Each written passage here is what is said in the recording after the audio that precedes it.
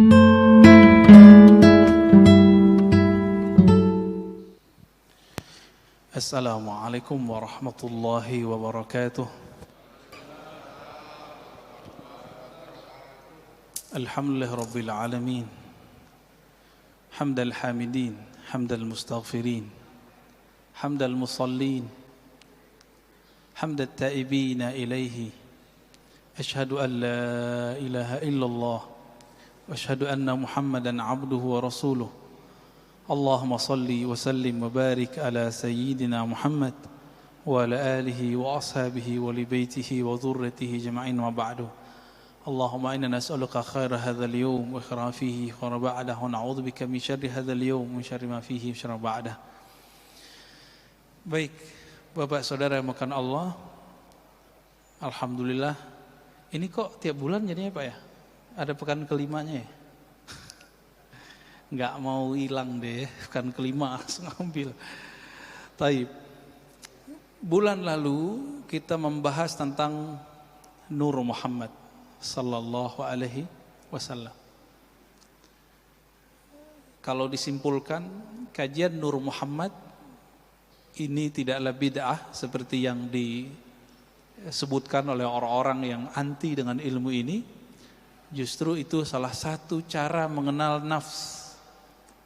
Karena kita akan membahas di pagi ini tentang kiat-kiat mencapai jiwa. Jiwa ini nafs yang radiyah dan mardiyah. Ya. Bapak Saudara makan Allah, boleh nanti dibuka di rumah atau sekarang surat Al-Fajr ayat 28 ya, 29. Sudah hafal kali ya? Ya ayyatuhan nafsul mutmainnah. Benar, 28 pada 27 Pak. Ya. Wahai nafs, wahai jiwa yang mutmainnah. Apa jiwa mutmainnah? Mutmainnah artinya sudah damai, tentram. Itu secara harfiah. Tapi siapakah yang disebut jiwa mutmainnah? Maka kembali kepada surat Ar-Ra'd, ala bidzikrillahi tatmainnul qulub. Ketahuilah hanya dengan menyebut nama Allah maka qalbu menjadi mutmainnah. Qalbu menjadi tenang. Berarti hanya dengan menyebut nama Allah, qalbu tenang. Ini mohon maaf Bapak yang rajin sholat. Bapak yang rajin sholat, kalau sholatnya tidak menyebut nama Allah dengan qalbunya, sholatnya tidak menenangkan. Mohon maaf Bapak Ibu, Saudara, Saudari yang rajin baca Quran. Kata orang kalau galau, baca Quran. Kalau enggak tentram, baca Quran, kan gitu. Benar. Tapi kok baca Quran gak tenang juga? Karena antum baca Qurannya belum dengan nama Allah. Al-Quran itu suci. Tapi kalau yang baca kolbunya belum disucikan, ini gak nyaman Pak. Coba baju baru langsung dipakai, nyaman gak? Bau apa? Masih bau pabrik. Gak nyaman. Meskipun baru, maka perlu dibersihkan. Jadi pakai Quran itu ibarat pakai baju baru tapi belum disucikan. Nah, jadi harus ada proses pensucian. Itu sebabnya di dalam Al-Quran Allah Subhanahu menyindir kita ya. Jika engkau membaca Al-Quran, fasta'iz billah ya, minasyaitonir rajim. Maka berlindung, berserahlah engkau kepada Allah dari syaitan yang dirajam, syaitan yang dibuang, dikutuk. Nah, ini mohon maaf ya, kalau kita baca Quran, mau imam, mau jamaah, tapi tidak dengan nama Allah, tidak berlindung kepada Allah, ada perasaan Pak terbersit di kalbu. Aku paling fasih, bacaanku bagus, suaraku indah, bacaanku terbanyak. Ya. Saya mau ceramah begini, saya juga harus ta'awuz Pak, berlindung. Karena kalau dengerin orang berisik di luar, kalau saya gak baca auzubillah saya tersinggung Pak. Tapi kalau saya ta'awuz dulu, yang di luar mau berisik gak ada masalah. Ya. Bapak di depan sini mau berisik juga gak ada masalah kalau sudah ta'awuz. Kenapa? Karena kita gak berbicara dengan emosi, kita bicara dengan qalbu. Itu aja sih sebenarnya. Ya. Taib. Untuk mencapai radiyah mardiyah. Apa arti radiyah? Sering dengar ya, radiyah mardiyah. Irji'i ila rabbiki radiyatan mardiyah. Wahai jiwa yang sudah damai, pulanglah kepada Allah. Jadi kita diajak pulang Pak, diajak pulang kampung. Udah tahu belum Pak jalan pulang? Ini udah tahu jalan pulang belum? Pulang ke rumah? Bukan. Jalan pulang kepada Allah. Coba dengarkan ayatnya. Ya ayyatuhan nafsul mutmainnah. Ini sering kita dengar tapi kita jarang memahaminya. Wahai jiwa yang sudah tenang dengan zikir, irji'i, berpulanglah engkau, pulang kampunglah engkau ila rabbik, kepada Rabbmu, kepada penciptamu, kepada yang meniupkan rohmu. Dipanggil. Kalau ada pihak, misalnya nih, ada kantor tertentu ngundang kita dari luar negeri, misalnya saya kalau diundang oleh satu KBRI, itu kita ditanggung Pak tiketnya. Ditanggung tiketnya, dijemput, di imigrasi kita kemudian aman, lewat saja. Lewat, nggak ada halangan. Nggak ada halangan sama sekali. Itu baru di dunia. Maka imigrasi yang ada di pesawat di negara-negara baru yang kita kunjungi itu persis mirip-mirip kayak di alam barzakh. Kalau nggak punya syafaat, nggak punya surat, itu ramak Pak. Ya, satu kali teman saya, kita keluar dari Uzbek, tapi kopiahnya kopiah yang tidak disukai oleh orang Uzbek, dikira ini kopiah ekstremis. Karena orang Uzbek ini punya trauma. Di bawah Uzbek itu ada satu negara namanya Afghanistan. Itu sampai sekarang perang Pak. Kopiahnya mirip-mirip sama orang sono. Teman saya pakai kopiah itu ketika masuk ke imigrasi, ditahan Pak. Adalah 1,5 jam. Bengong aja deh ya. Untung kemudian yang lain pada sadar, ini kayaknya ada masalah nih. Dijemput, dikasih tahu, itu temanku udah baru keluar. Saya pakai kopiah Uzbek, langsung Pak lewat. Jadi cuma pakai tanda kopiah Uzbek itu bebas keluar masuk. Nah, maksud saya kira-kira gini Pak. Ini mohon maaf Bapak yang rajin sholat ke masjid. Ini berarti Islamnya kan bagus, imannya bagus. Tapi kan masih ada satu lagi. Apa? Ihsan. Kita ini sering mengatakan segala puji bagi Allah yang telah memberikan iman dan Islam. Tapi kita lupa satu lagi. Ihsan. Apa itu ihsan? Ihsan itu qalbu, merasa berhadap-hadap dengan Allah. Itu. Maka kalau qalbu sudah merasa berhadap-hadap dengan Allah, muncullah adab yang mulia. Muncul adab yang mulia. Karena kemanapun dia memandang, dia seakan-akan dilihat oleh Allah Subhanahu wa ta'ala. Itu bahasa hadis. Kalau bahasa ahli qalbu sekarang disebut ilmu ma'rifatullah, ilmu mengenal Allah. Jadi apa itu ilmu ihsan?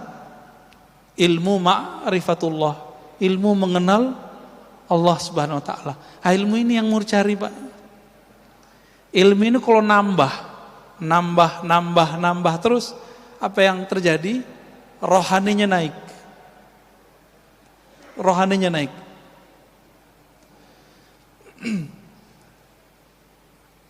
Kembali ke Ya Tuhan nafsul mutmainnah, wahai jiwa yang tenang, pulanglah engkau kepada Allah.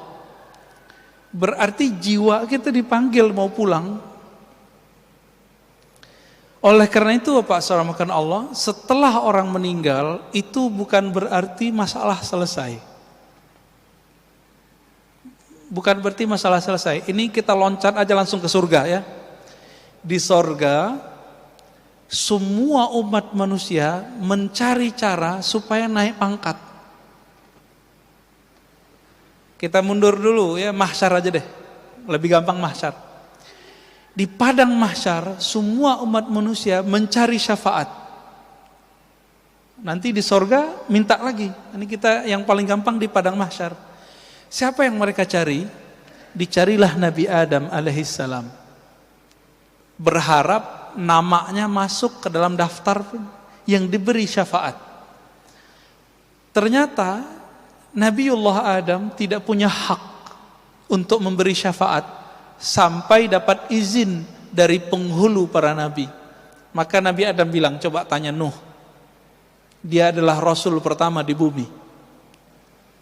Ya, Nabi Adam kan di surga, lalu kemudian turun ke bumi. Maka yang murni di bumi itu Nabi Nuh. Nabi Adam udah separuh-paruh surga dan bumi. Apa kata Nabi Nuh? Wahai umat manusia, kenapa kalian mencari syafaat kepadaku? Aku pun butuh syafaat. Carilah Ibrahim. Apa kata Nabi Ibrahim? Saya punya salah 2 kali berbohong. Padahal berbohongnya benar. Carilah Musa. Musa juga mengatakan carilah Isa. Isa mengatakan carilah Muhammad sallallahu alaihi wasallam. Maka Nabi mengatakan, akulah al-khatim, akulah al-fatih. Akulah penutup, akulah pembuka. Jika tidak ada izin dari Nabi, para Nabi yang lain tidak bisa memberi syafaat umatnya. Terlihat posisi Nabi kita. Masih panjang Pak cerita. Jadi nanti lewat alam barzakh kita masih cari bantuan, cari guru lah kira-kira begitu. Dan proses cari guru sampai orang cari gurunya Nabi. Kita cari guru Nabi, apa kata Nabi? Cari Muhammad. Ya. Sallallahu alaihi wasallam. Hadis ini sahih Bukhari, sahih Muslim. Lalu baru Nabi kasih izin. Dengan izin dari Allah, maka Nabi itu bernama Al-Wasilah. Yang kita baca di doa setelah azan. Baca doa itu enggak? Jadi apa arti wasilah di situ? Wasilah dapat syafaat. Maka orang yang rutin membaca doa ba'da azan, insya Allah dapat syafaat nanti di sana. Amin rabbal alamin. Oke, baru kita kembali ke surga Pak. Di surga nanti, ini surga mohon maaf, surga yang ceritakan di Quran itu kan surga seksual Pak. Surga makan, surga minum, surga syahwat. Bener kan? Fakihah, fawakih, apalagi kawaiba, atraba, itu semuanya masalah makan, minum, seks, hiburan, jalan-jalan, itu aja isinya. Jadi surga yang diceritakan dalam Al-Quran, maka kemudian diceritakan oleh Nabi, di saat nanti semua orang sudah menikmati semua fasilitas surga, mereka kemudian bertanya, yang punya surga mana sih? Gitu. Akhirnya mereka nyari lagi ke Nabi Adam, nyari lagi, begitulah terus. Ujung-ujungnya Nabi Muhammad sallallahu alaihi wasallam minta supaya namanya masuk ke dalam daftar list yang bisa memandang Allah Subhanahu wa taala. Berapa lama itu, Pak? Ya, khalidina fiha, lama sekali itu. Mungkin jutaan ribu tahun, kita nggak tahu lah. Ya, apa namanya, triliunan tahun, kita nggak ngerti. Lamanya bukan main. Maka mumpung masih di dunia, cari ilmu ihsan ini supaya nanti nggak ngantri lagi Pak di sana. Ya, ini yang Nabi ajarkan ke sahabat-sahabatnya. Belajar ihsan dulu, baru kemudian orang diajarin sholat. Sekarang kan kebalik. Mohon maaf nih, sekarang yang pertama diajarkan hukum wajib, tidak wajib, halal, haram. Sunnah bid'ah. Nah, ini kata yang paling favorit nih zaman ini nih. Ini sunnah, ini bid'ah, ya kan? Ini kata favorit, Pak. Akhirnya bocah-bocah baru ngaji berani nyalahin ustadz, bilang, "Ustadz, ente bid'ah. Ajaran ente bid'ah, Tad." Cuma karena dia berbeda dengan si ustadz yang sudah puluhan tahun ngaji, anak-anak sekarang berani kurang ajar, Pak. Orang-orang baru hijrah, baru ngaji di persimpangan jalan, bingung nih mau ngaji kemana.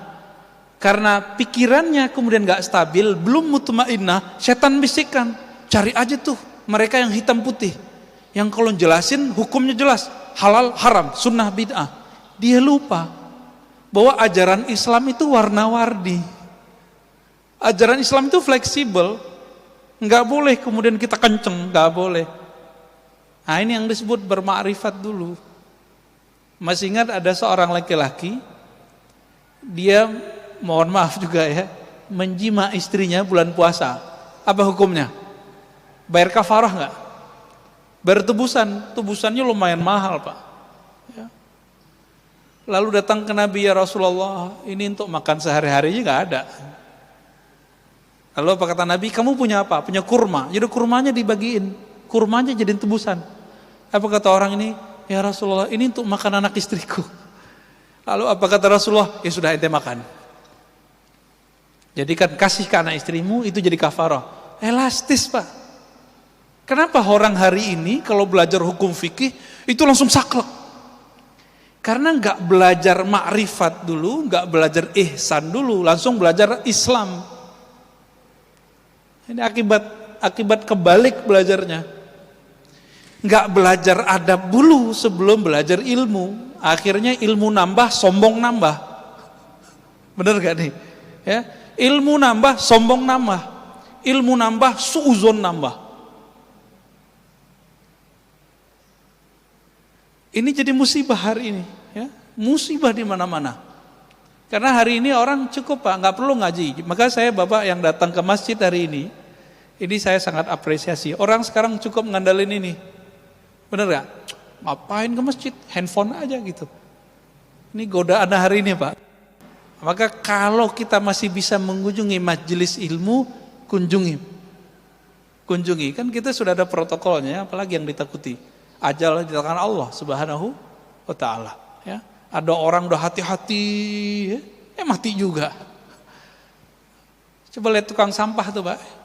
Tukang sampah, jasanya besar kepada kita, nggak pakai masker. Sampai sekarang nggak ada yang kena COVID tuh. Ya, COVID ada, ya kita akui. Tapi karena mereka kuat imunnya, bagus berpikirnya. Maka Imam Sya'rani mengatakan, jangan kalian rendahkan tukang pungut sampah sama tukang sedot tinja kita. Kenapa? Kalau bukan mereka, rumah-rumah kita, perkarangan kita akan bau, akan busuk. Nah, kita hormati mereka, Pak. Nah, kembali ke yang tadi, Bapak seramakan Allah. Surah Al-Fajr, irji'i, wahai jiwa yang tenang. Maka yang dipanggil di ayat ini hanya orang-orang yang sudah istiqomah berzikir. Sayyiduna Ibnu Abbas radhiyallahu taala anhuma mengatakan ayat ini adalah tiket orang ketika sakaratul maut. Tiket orang sakaratul maut. Jadi kalau ada orang meninggal nih, lalu turun ayat ini kepadanya, surga. Siapa mereka yang dipanggil ini? Mereka yang hari-harinya, setiap nafasnya selalu berusaha mengingat Allah Subhanahu wa ta'ala. Dapat tiket dia. Tiket pulang kampung kepada Allah Subhanahu wa ta'ala. Jadi tubuh ini pulang ke tanah. Tubuh ini kan tanah semua, Pak. Ya, tanah semua. Ini coba lihat Bapak yang dulu cakep, ya. Bapak ini lu cakep-cakep kayaknya nih. Sekarang udah mulai keriput kan? Dia kena gravitasi, Pak. Tanah minta dia. Tanah bilang ente kembali kepadaku. Jadi tanah manggil, wahai tubuh yang dariku, kembalilah kepadaku. Tapi roh kita dipanggil oleh si peniup roh. Siapa yang meniupkan, menghembuskan roh ke dalam diri kita?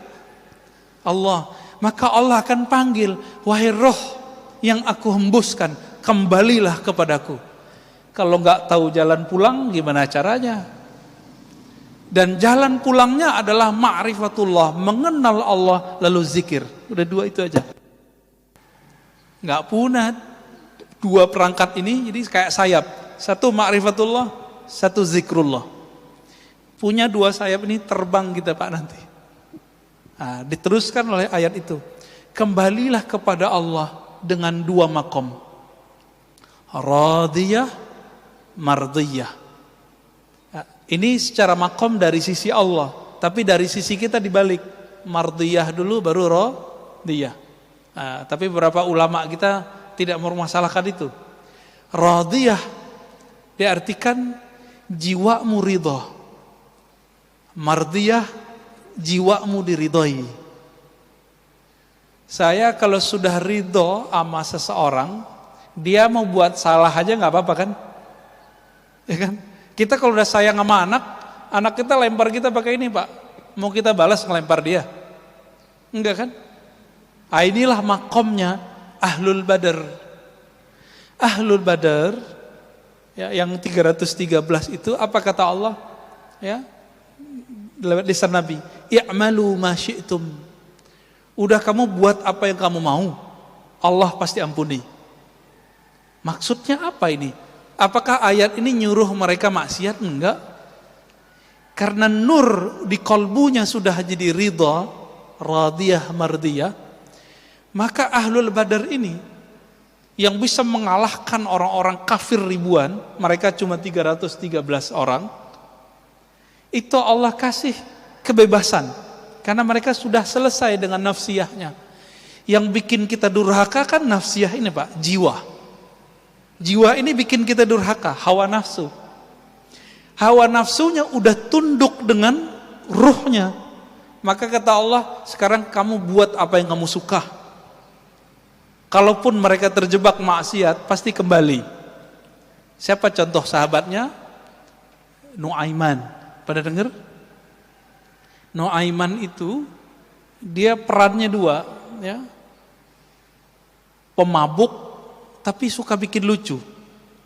Yang bisa bikin gigi Nabi kebuka dengan senyum dan tertawa cuma Nuaiman. Tapi orang ini Nabi wafat, dia suka mabuk, Pak. Di zaman Umar, sahabat-sahabat yang lain bilang, "Ya Umar, kok ente nggak bunuh aja nih orang gitu?"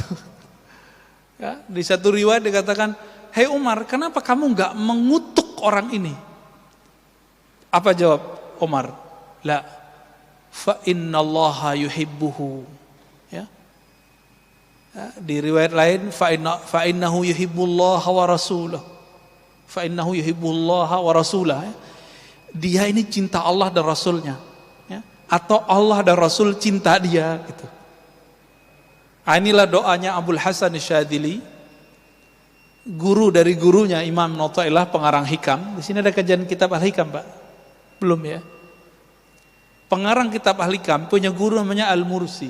Al-Mursi punya guru namanya Abul Hasan Syadzili. Apa kata beliau? "Ya Allah, jika aku salah, jadikan salahku salah orang yang engkau cintai. Aku sudah engkau cintai, lalu aku terjebak salah. Kira-kira gimana? Dimaafin gak?" Dimaafin. Nah, itu maksudnya. Ya. Ini makom radiyah mardiyah. Radiyah mardiyah. Dia ridha kepada Allah. Lalu bagaimana caranya supaya kita jadi ridha? Caranya tadi yang kita sebutkan, Pak. Kenallah Allah, lalu zikrullah. Allah bagaimana yang kita harus kenal? Untuk ridha kepada Allah, maka harus kenal dengan dua sifat Allah. Kudrah, iradah. Masih ingat? Ya. Kudrah, apa arti kudrah? Kekuasaan. Iradah, kehendak. Nah, coba lihat, Pak. Allah itu berkuasa melakukan apa saja dan berkeinginan sesukanya. Bahkan Allah itu beriradah, berkehendak buat orang mukmin, buat orang kafir. Jadi kafir mukmin itu kehendak Allah, tapi Allah belum tentu ridho kepada orang yang Kafir. Saya mau tanya nih, adakah di dunia sesuatu terjadi tanpa izin Allah? Ya ada. Berarti orang maksiat izin Allah enggak? Izin Allah enggak? Serius? Yakin enggak Pak? Namrud itu izin Allah atau bukan? Fir'aun? Enggak ya? Kalau bukan izin Allah, izin siapa dong? Ya? Emang ada Allah selain Allah? Ada Tuhan selain Allah? Enggak kan? Karena tiada Tuhan yang mencipta, yang berkehendak kecuali kehendak Allah. Maka Ahlus Sunnah wal Jamaah mengatakan tidak semua yang Allah kehendaki itu diridhoinya. Itu sebabnya doanya ahli zikir, waridhaka matlubi. Ya Allah, yang kami cari ridhamu. Kalau di doa yang sering kita baca, Allahumma inna nas'aluka ridhaka wal jannah. Kami meminta ridhamu dan surga. Enak juga ya, minta ridho sama surga. Nah, dalam hal ini Bapak Saudara makan Allah, kalau kita sudah ngelihat nih keadaan begini, maka di banyak tempat saya nanya, COVID ini kehendak Allah atau bukan? Kehendak Allah atau bukan? Atau kehendak Dajjal? Kehendak Allah. Udah ridho belum kita sama kehendak Allah? Gitu Pak.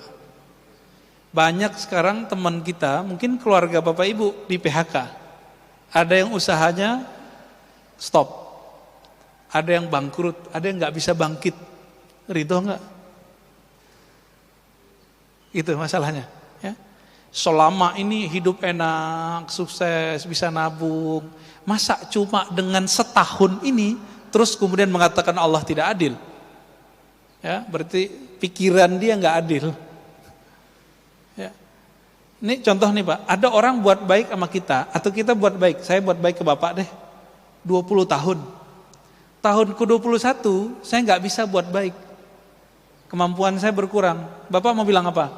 Bilang terima kasih atau bilang, kamu benar-benar jahat, kamu pelit, gitu gak? Yang mana Pak?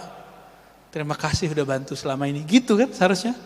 Nah, dari awal kita lahir sampai sekarang, lebih banyak enak atau enggak? Lebih banyak enak. Syukur enggak? Syukur. Sekarang dikasih COVID, ridho enggak? Ridho. Mudah Pak dilafazkan. Ini ma'rifatnya begitu, ngasih ma'rifatnya begitu. Tinggal nanti dizikirkan. Apa zikir supaya dapat ridho, menjadi hamba yang ridho? Ternyata zikir-zikir yang kita sudah hafal dari kecil, itu makomnya tinggi kalau dimaknai. Tapi kalau nggak dimaknai ya sama kayak burung beo. Burung beo baca la ilaha illallah dapat pahala nggak? Handphone kita baca Quran 1 juz masuk surga nggak Pak? Enggak ya? Diputar tuh di YouTube la ilaha illallah 70.000 kali, muter Pak dia 70.000 kali. Apakah dengan begitu YouTube masuk surga? Kan enggak. Terus apa yang membedakan bacaan kita dengan handphone dengan burung beo? Hanya satu. Burung beo membaca meniru. Sedangkan manusia, apakah dia baca meniru atau baca dengan ma'rifat? Dengan memahami dengan baik. Apa yang sering dibaca? Raditu billahi rabba wa bil islami dina wa bi Muhammadin nabiyya. Sudah hafalkan itu? Itu ada di Sahih Bukhari Pak, sama Sunan Abu Daud. Aku ridha Allah sebagai Rabbku. Amalan dari kecil, ternyata itu supaya kita sampai ke makom yang tinggi, dibaca ini pagi 3 kali, dibaca sore 3 kali, dimaknai. Ya Allah, apapun kehendakmu hari ini, aku ridha. Coba dimaknai Pak. Raditu billahi rabba. Coba baca sama-sama. Saya langsung ijazahkan ini ya. Raditu billahi rabba. Ya Allah, apapun kehendakmu hari ini, aku ridho. Udah itu ditanamkan. Islam dinku, agamaku, Nabi Muhammad nabiku. Ini boleh disebut syahadat jiwa. Jadi jiwa kita syahadatnya itu Pak. Kalau asyhadu alla ilaha illallah itu syahadat lisan. Allah Allah itu syahadat kolbu. Makanya ahli kolbu itu zikirnya apa?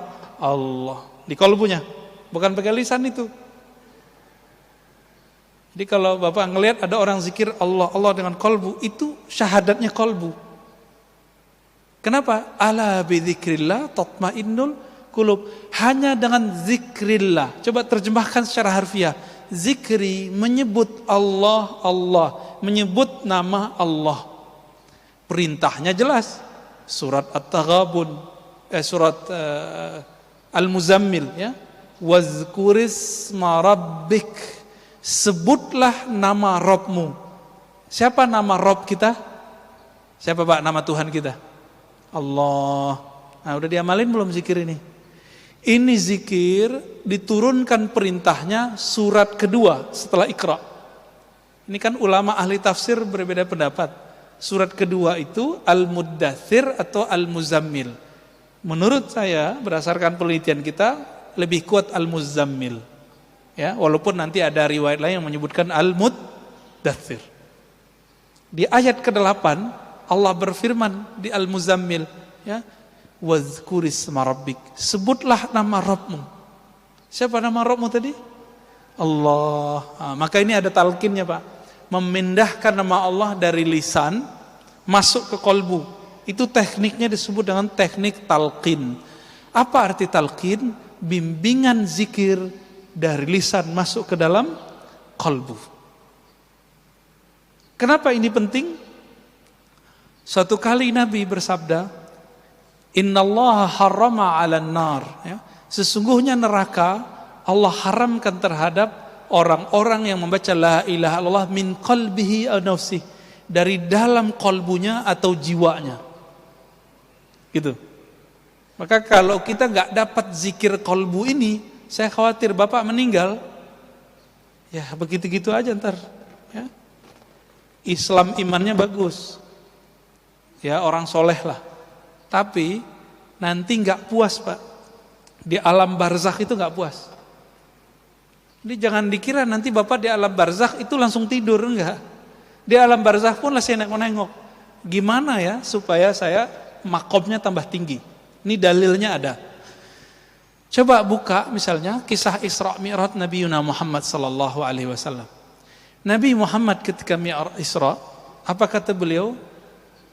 Aku melihat kepada kuburan Nabi Musa. Jadi Nabi Muhammad melihat ke kuburan Nabi Musa. Nabi mandang kubur, yang kelihatan bukan batu nisan. Apa yang kelihatan nama Nabi? Roh yang ada di dalamnya. Ngapain jiwa dan rohnya Nabi Musa? Kata beliau, Sholli. Nabi Musa sholat di dalam kuburnya. Ini hadis Sahih Bukhari, Pak. Yusolli fi qabri, ya. Nabi Musa sholat di dalam kubur. Saya mau tanya nih Bapak sarmakan Allah, Nabi Musa kalau sholat dalam kubur itu cari pahala atau cari supaya makomnya naik, ma'rifatnya naik? Cari pahala enggak? Emang masih berlaku pahala? Kan kullu ya, idza mata ibnu Adam inqata amalu. Jika anak Adam meninggal, maka semua amalan dia terhenti, nggak bisa lagi, Pak. Terus sholat apa itu? Maka Syekh Al-Habib Zain itu di kitabnya Bahjatul Talibin mengatakan ibadahnya orang-orang yang sudah dimasuk ke alam kuburan itu bukan ibadah mencari pahala. Mencari pahala itu menggugurkan kewajiban, disebut dengan taklif. Tanya ke ustadz di sini yang ngajarin fikih, apa arti taklif? Taklif itu beban. Cari pahala udah, gugurin kewajiban. Nah ini Nabi Musa dan roh-roh suci sholat di alam kubur, bukan di kubur, di alam kubur. Itu supaya makomnya naik. Makanya Nabi Musa ditaruh di langit ke-6 saat Mi'raj. Kok bisa begitu? Kok bisa seperti itu? Karena beliau selalu melakukan latihan rohani di alam barzah. Nah, ini pelajaran besar bagi kita Bapak Saudara karena Allah. Jadi jangan dikira orang meninggal selesai persoalan. Persoalannya dengan tubuh ini selesai, tapi dengan jiwanya belum selesai. Tolong dibagi ya. Ada tubuh ini, jasad, ada jiwa, ada akal, ada ruh. Coba diulang Pak. Satu, jasad. Nih, yang butuhnya makan, butuhnya tidur, butuhnya syahwat. Nah ini deh, tubuh ini. Yang kedua, jiwa. Yang ego kan di situ Pak. Nggak mau dengerin orang, maunya didengerin terus. Iya kan? Nggak mau diceramain orang, mau ceramain terus. Nah ini untuk saya ngomong Pak. Karena saya banyak ceramah. Nafsiyah itu apa? Ngerasa dirinya lebih dari orang. Mandang orang, wah itu nggak ada apa-apanya, gue lebih gitu. Ada perasaan begitu. Nah itu nafsiyah namanya. Ya, merasa ibadah orang samping nggak bener. Nah ini nafsiyahnya main tuh. Jadi juri lagi sholat. Nah hati-hati Pak. Imamnya bagus, bagus. Imamnya jelek, langsung protes. Ya. Nanti pengurus yang dijajalin sama mereka ya. Itu imam apaan, ganti. Ya. Itu banyak yang begitu Pak. Nah nafsiyahnya main. Nafsiyahnya main. Jadi ini nafsiyah yang kita sebut jiwa. Jiwa inilah sentral dari hidup kita di sini, di bumi ini. Tapi jiwa ini punya perangkat yang menghubungkan dengan kolbu, namanya akal. Akal ini bertahan Pak. Nanti ketika kita meninggal, akal ini dikembalikan ke kolbu. Kolbu itulah nanti yang menjawab. Masuk ke dalam kubur, ini berulang-ulang kita sampaikan di banyak tempat. Pertanyaannya apa? Masuk kubur. Kamu S1 apa S2? Gitu gak? Sholatmu 1000 rakaat, kamu tahajud, begitu gak? Ada pertanyaan gitu gak Pak? Enggak ada. Pertanyaan mungkar nakir apa? Mau imam masjid yang masuk kubur, mau jamaah yang masuk kubur, mau preman, mau siapa, masuk kubur pertanyaannya sama. Man Rob buka. Siapa Robmu? Itu password tuh, lagi nanya, kamu tahu nggak jalan pulang? Itu maksudnya. Nggak bisa diapalin Pak. Coba diapalin. Siapa Tuhanmu? Jawabannya apa? Allah. Coba aja. Nanti coba hidup susah atau hidup senang. Orang banyak hidup susah kembali ke Allah, tapi hidup senang lupa sama Allah, itu lebih banyak. Benar gak? Ya. Jadi kita dikasih mainan enak, lupa. Dikasih mainan susah, ya ngomel-ngomel kepada Allah, ya. Tapi sholatnya nambah gitu. Bagaimana orang begini kalau masuk ke kubur bisa jawab, Rabbku Allah? Gak mungkin. Gak mungkin Pak. Itu sebabnya kita kasih tahu di akhir zaman ini jangan mengandalkan sholat banyak, belum tentu diterima. Jangan ngandelin banyak baca Quran, belum tentu diterima. Tetaplah sholat, tetaplah baca Quran, tapi jangan belagu sama amalan itu. Masih ingat Nabi ngomong apa? Kamu masuk surga bukan karena amalmu, masih tahu ya? Hadis Bukhari. Terus apa kata Nabi? Aku pun masuk surga bukan dengan amalku, tapi dengan rahmat Allah. Rahmat Allah itulah kunci dari ma'rifatullah. Kalau ada murid di kelas, ada yang guru nggak nih? Kalau ada murid di kelas, dia agak bandel dikit, tapi cerdas Pak. Agak nyeleneh dikit, cerdas. Itu disayangi guru nggak? Disayangi guru walaupun dia nyeleneh dikit. Tapi ada yang rajin, diem aja, ditanya diem, disuruh ke depan gak mau, gak dikenal Pak sama guru. Itu baru di dunia, apalagi di akhirat. Maka orang rajin ibadah, kalau dia gak tahu tujuan ibadahnya, yang capek nanti nafsiyahnya, jiwanya ini. Ya. Jadi Bapak saudara makan Allah melanjutkan kalimatnya. Irji'i ila rabbiki radiyatan mardiyah fadkhuli fi ibadi. maka bergabunglah kamu, joinlah kamu dengan hamba-hambaku, budak-budakku, kekasih-kekasihku. Itu. Siapa kekasih-kekasih Allah? Jika orang ini sudah bergabung dengan kekasih Allah di dunia, nanti ketika masuk alam barzah dipertemukan dengan mereka. Jadi jangan dikira masuk alam barzah ya kita sendiri-sendiri doang, belum tentu. Jika dia ahlullah, kekasih Allah, nanti dia dikumpulkan dengan orang-orang yang hebat. Ya, VIP namanya. Irji'i ila rabbiki radiyatan mardiyah fadkhuli fi ibadi wadkhuli jannati. Kalau sudah begitu baru bisa masuk surgaku. Dan maka Nabi mengatakan, idza marartum bi riyadil jannah, jika kamu mampir ke kebun-kebun surga, farta'au, maka petiklah. Lalu sahabat bertanya, wahai Rasulullah, apakah itu kebun surga? Lalu Nabi menjawab, hilakud dzikr, lingkaran-lingkaran zikir. Lingkaran zikir ini artinya dua. Satu, beneran zikir. Jadi dipikir-pikir, orang yasinan di Indonesia itu lingkaran zikir bukan? Tahlilan, itu zikir nggak Pak? Zikir. Tapi sekarang dibid'ahin ya. Bener ya? Orang ini faham nggak sih yang membid'ahkan? Bahwa taman surga salah satunya baca yasinan berjamaah, al-mulk berjamaah, zikir berjamaah.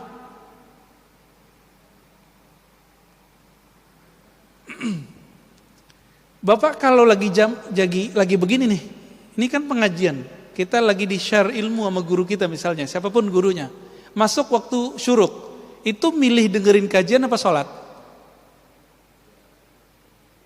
Serius? Wah lolos Pak, lolos kajian ma'rifat. Ya. Sholat itu untuk badan, ngaji itu untuk ruh. Permanen dia Pak kalau masuk ke ruh. Tapi maklum ya, mungkin Bapak sebagian ini lagi semangat sholatnya, nggak apa-apa. Jadi kalau nanti ada teman kita lagi pengajian dia sholat Pak, nggak apa-apa, dia nafsiyahnya lagi semangat. Ya, jangan disuruh berhenti Pak, dia lagi sholat.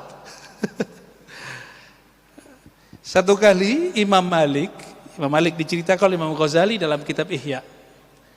Imam Malik, Imam Madinah, tiap malam mimpi ketemu Rasulullah, gurunya Imam Syafi'i. Ada nggak yang pernah mimpi ketemu Nabi? Jangan bangga dulu Pak. Imam Malik tiap malam ketemu Nabi Sallallahu Alaihi Wasallam. Ada santrinya Imam Malik di Madinah, azan, waktu azan masuk, waktu sholat masuk. Lalu dia kemaslah semua kitab-kitabnya, dia masukkan ke tasnya.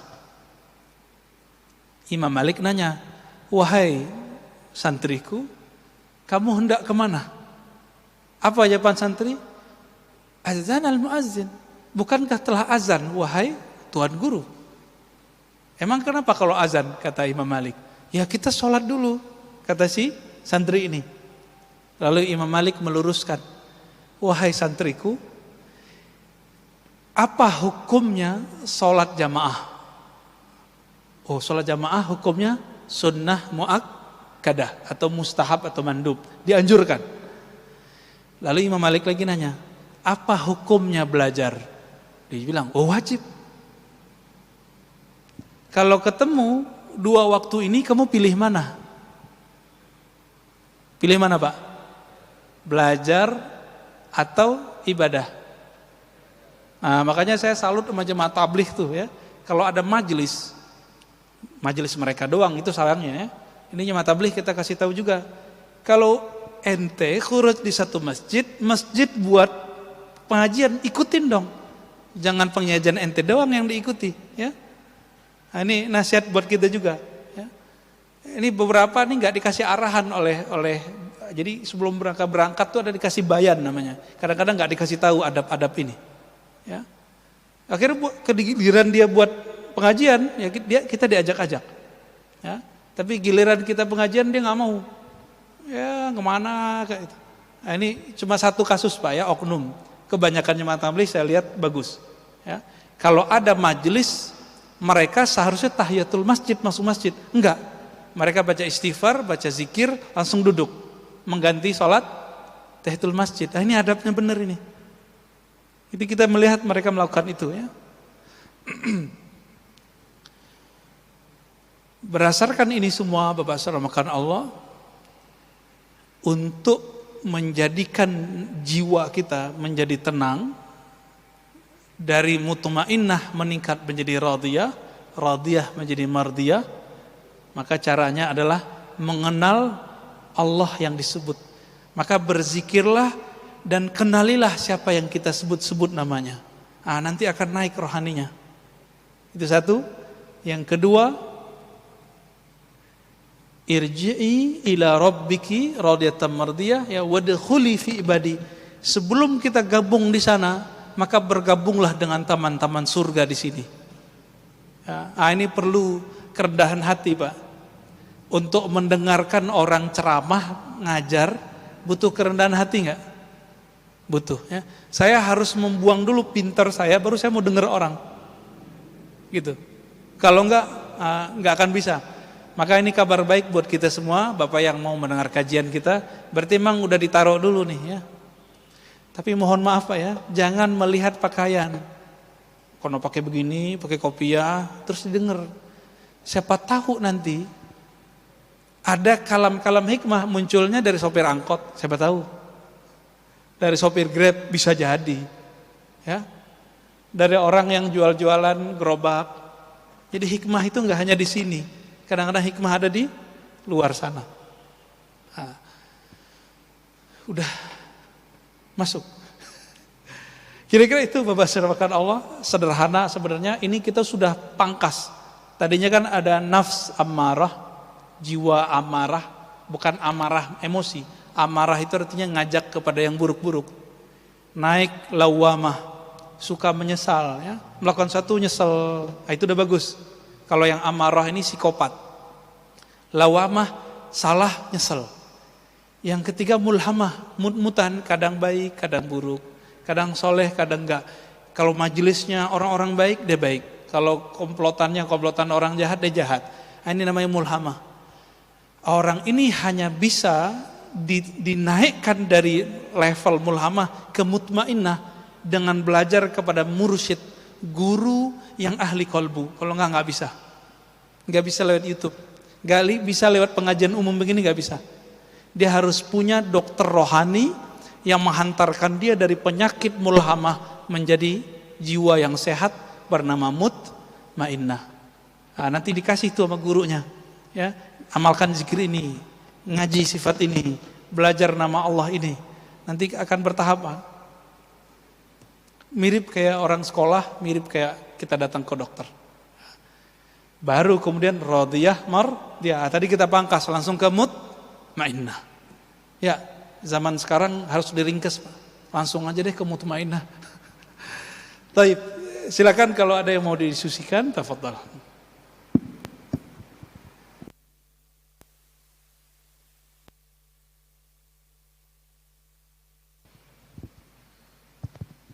Alhamdulillah, terima kasih Buya Ar-Razi Hasim.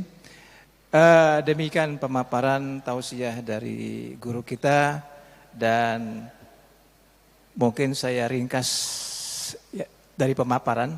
Pertama, masalah bahwa segalanya itu dimulai dengan adab.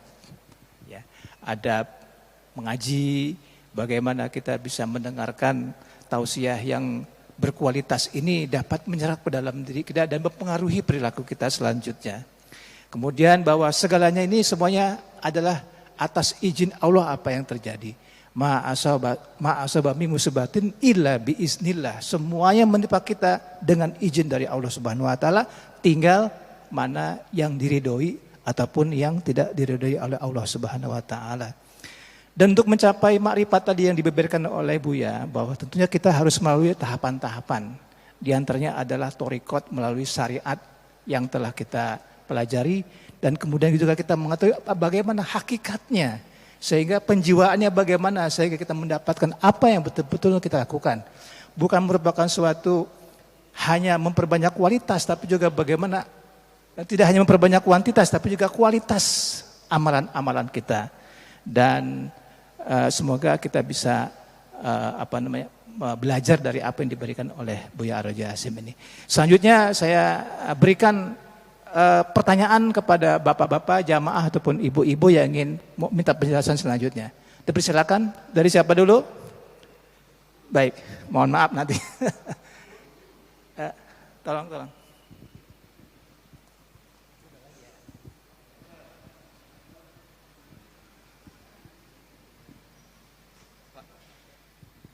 Assalamualaikum warahmatullahi wabarakatuh. Cukup menarik.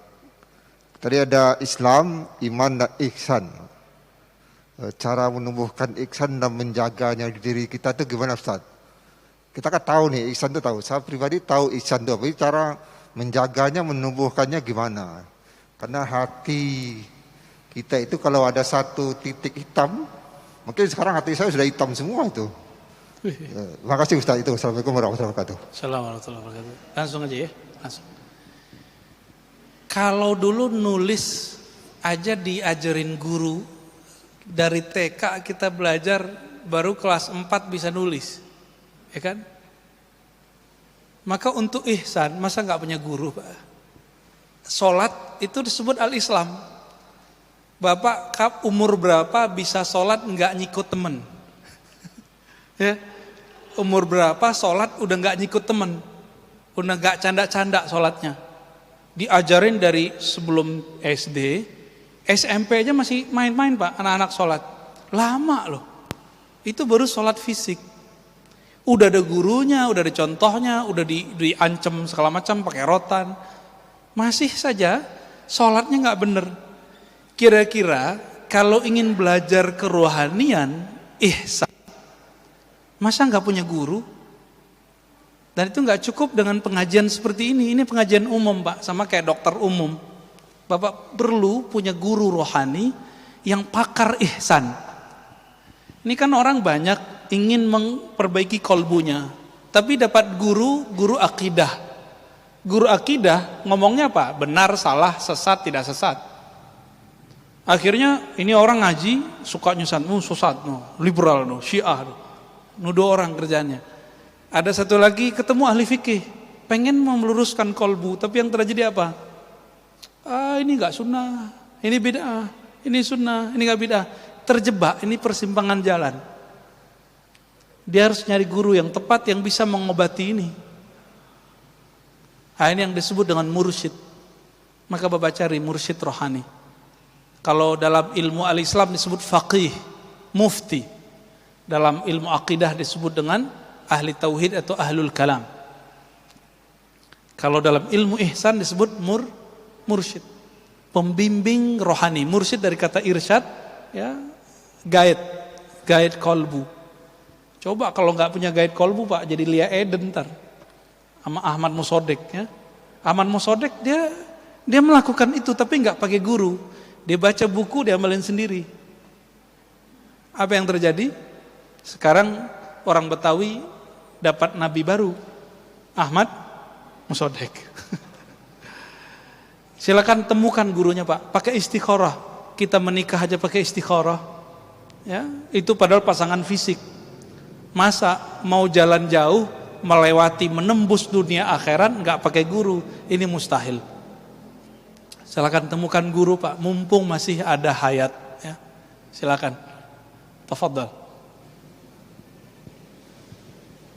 Baik, selanjutnya Pak Sofyan Nenggolan, silakan. Kirain nggak dikasih. Makasih. Assalamualaikum warahmatullahi wabarakatuh. Ini saya suka sekali pengajian ini Pak. Umur tua ini saya ngerasakan nikmat di kolbu saya Pak Ustaz. Luar biasa Ustaz. Jadi tadi kan kita menyinggung jamaah tablik Pak Ustaz. Saya dulu pernah masuk, tapi keluar lagi karena nggak sesuai gitu ya, yang Ustaz katakan tadi. Jadi memang mereka tuh bagus lah. Ada satu sisi yang baik sekali. Artinya mengajak orang sholat. Jadi itu kalau tablik itu udah turun sebelum maghrib itu udah muter Ustaz. Iya. Kemana-mana deh itu. tukang becak, tukang ojek, tukang mabok juga sekali. Jauhlah, ya. Wah, Jauhlah namanya. iya.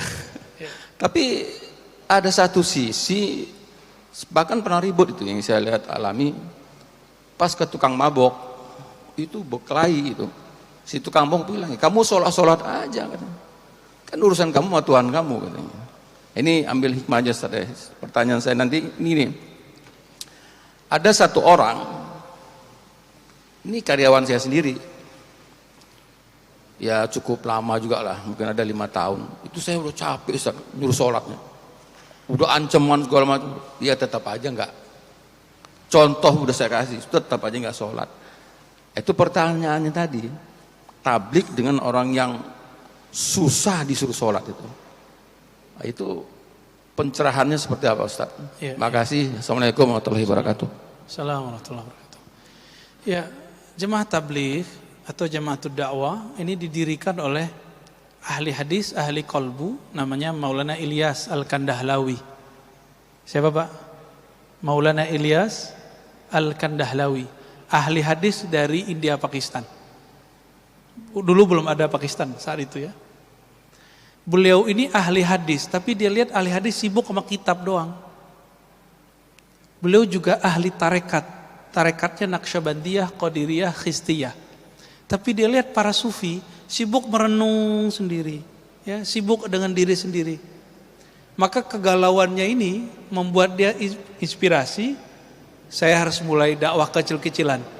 Maka dia panggillah tukang beca, ya, orang kerja di bangunan, dia panggil, apa yang buat kamu nggak mau sholat di masjid, nggak mau ngaji? Jawaban mereka, wahai Tuan Syekh, kalau kami nggak kerja kami nggak makan. Oh kalau begitu ya sudah, kamu ngaji kepada saya sekali seminggu, nanti saya kasih duit pengganti gajimu hari itu. Itu Maulana Ilyas Al-Kandahlawi Pak. Lama-lama jadi rame, dia kumpulkanlah hadis tentang dakwah. Ketemulah formulasi dakwah. Formulasi khuruj, ada 40 hari, ada 4 bulan, ya, ada macam 6 bulan paling lama. Karena sahabat Nabi paling lama keluar dan meninggalkan keluarganya 6 bulan. Lewat dari situ, itu istrinya boleh minta talak. Tapi orang jemaah tabligh enggak tuh ya, perempuan-perempuannya disebut masturah, itu sangat militan, dahsyat sekali. Itu suaminya kalau udah cinta dunia, ditendang-tendang sama bininya, lu khuruj gitu. Kalau kamu pergi sana, ya, cari dulu cinta kepada Allah. Adapun kejadian tadi itu oknum Pak sebenarnya ya, kita nggak mau. Saya juga pernah dibentak-bentak Pak di BSD. Kita habis pengajian dibentak sama jamaah tabligh. Tapi saya cari tahu siapa nih orang bentak saya ke teman-teman pembesar-pembesar jemaah tabligh. Wah itu orang nggak benar emang ya. Adab jemaah tabligh itu nggak boleh dakwahin ustadz. Kalau ketemu ustadz, kiai, muallim minta doa, ini ustadz didakwahin sama dia.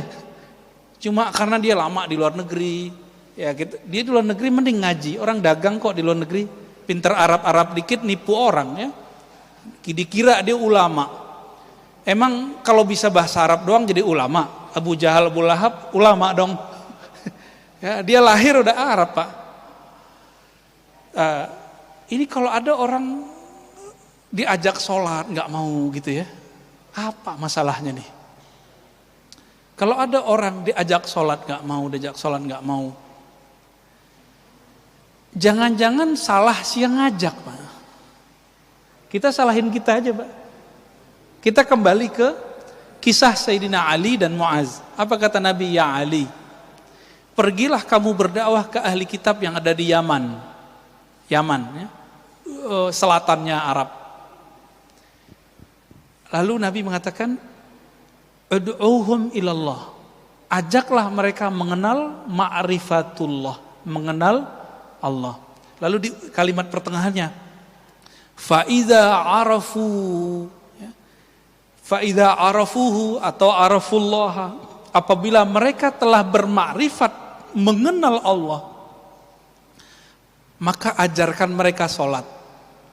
Jika mereka sudah sholat, ajarkan mereka zakat. Begitu, ada yang disebut tadarruj, berdakwah dengan cara bertahap. Jadi jangan ajak sholat Pak orang-orang. Bilang aja, ke masjid yuk silaturahmi gitu. Ngumpul-ngumpul, makan-makan bareng. Kan makan ala jemaah tabligh itu nikmat sekali Pak. Walaupun ditebar di plastik atau di nampan. Kata orang sih jorok, tapi menurut saya itu kok nikmat gitu. Mungkin berkah tangan ya, wallahu alam. Ya, walaupun kemarin sempat kena corona tuh ya. Ya. Jadi ada kesalahan ini dan ini kesalahan lapangan. Kita nggak akan pukul rata nggak. Yang mau didakwahi kan orang Islam juga, tapi mereka sudah lupa dengan ma'rifatullah.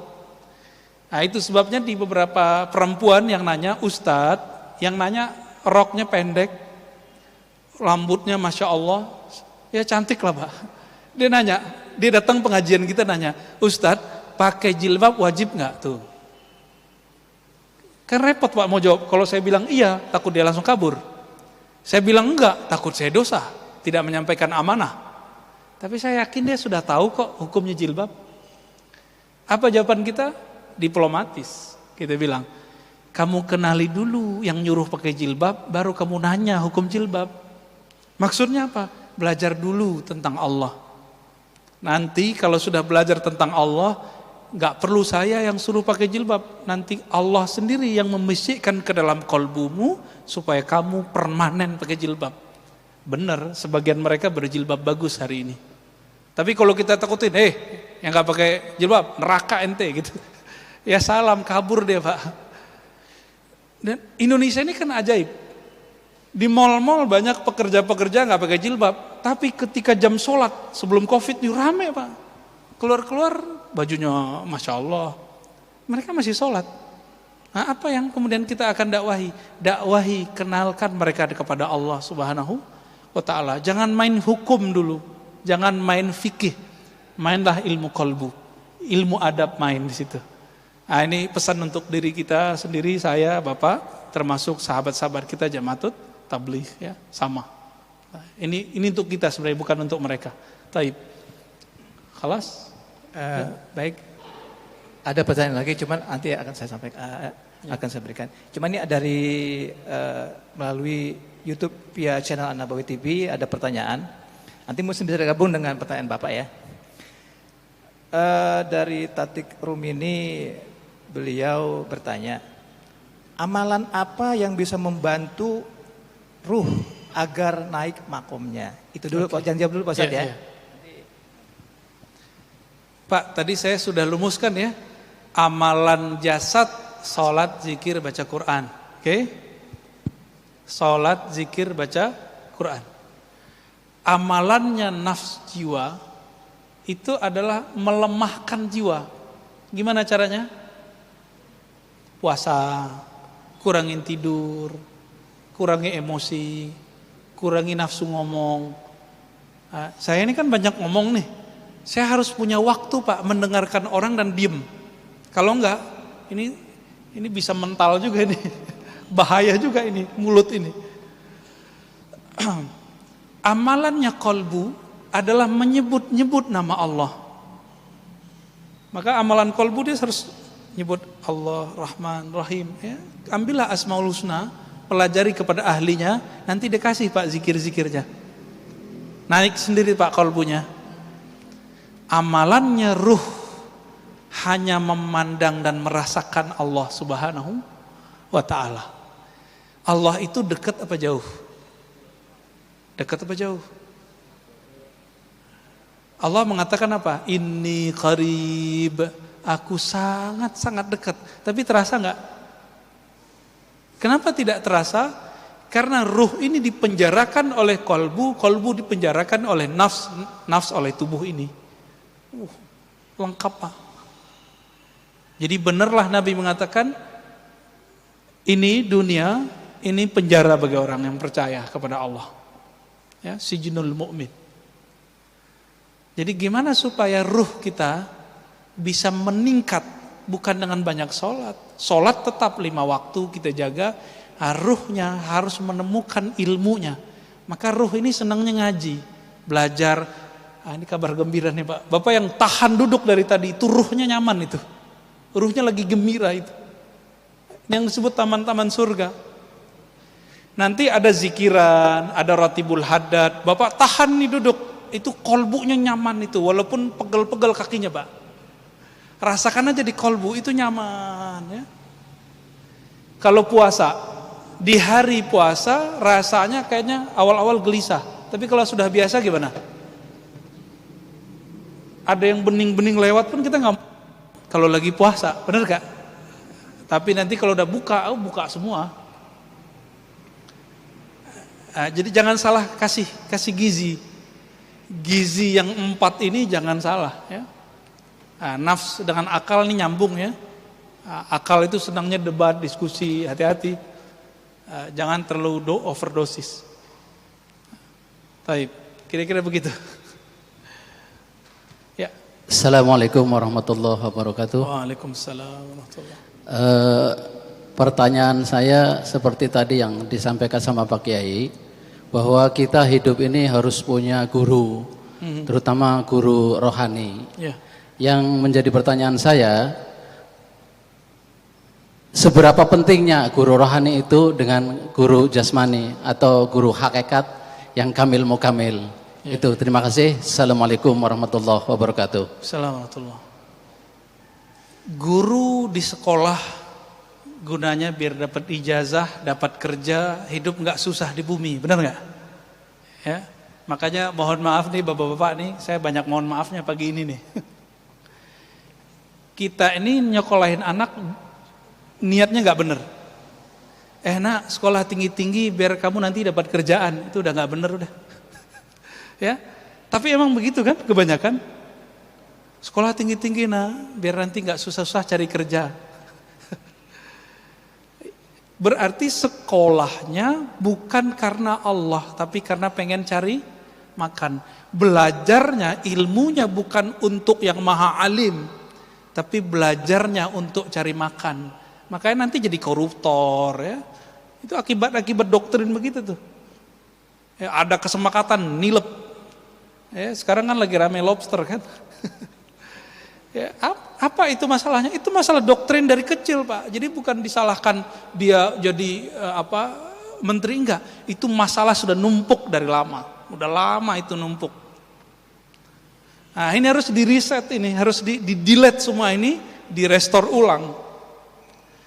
Terus guru tarekat. Sebelum guru tarekat, guru fikih dulu. Tadi guru fikih ngajarinnya apa? Boleh, gak boleh, halal, haram, sunnah, bid'ah. Pusing juga kita ya.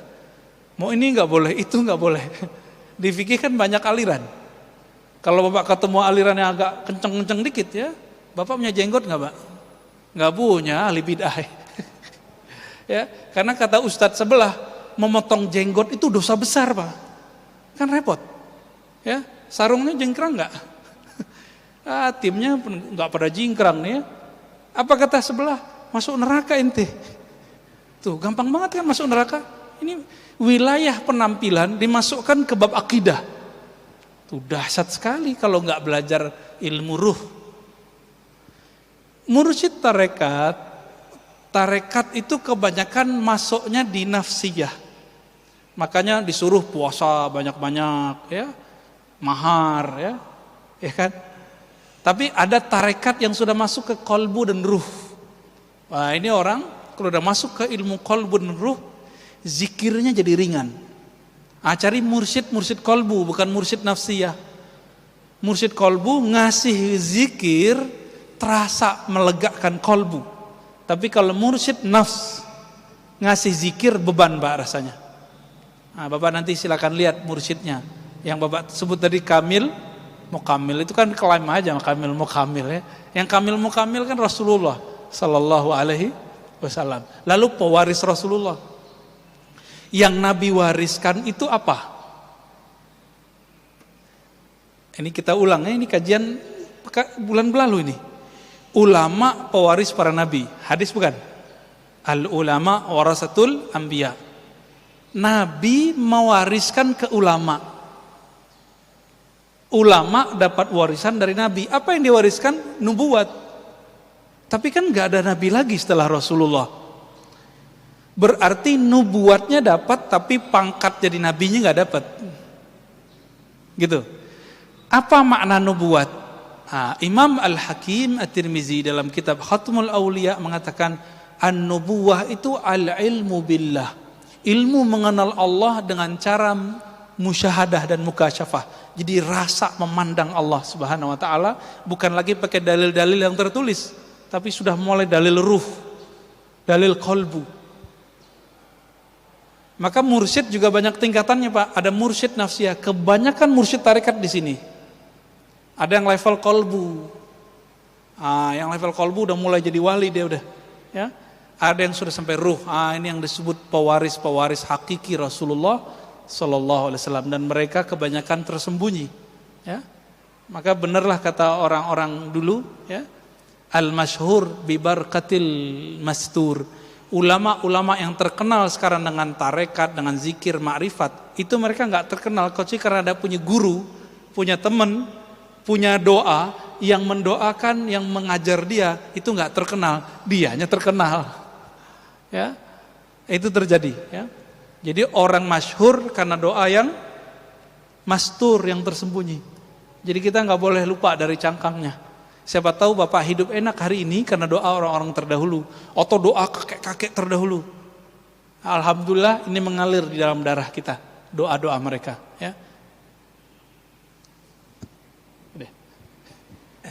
Baik, sangat menarik sebenarnya.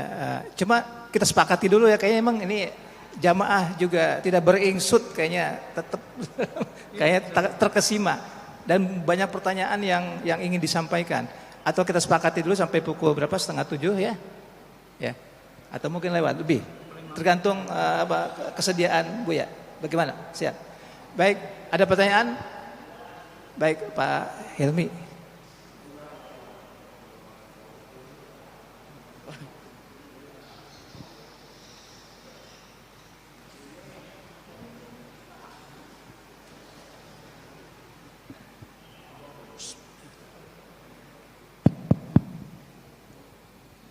Bismillahirrahmanirrahim. Assalamualaikum warahmatullahi wabarakatuh. Assalamualaikum warahmatullahi wabarakatuh.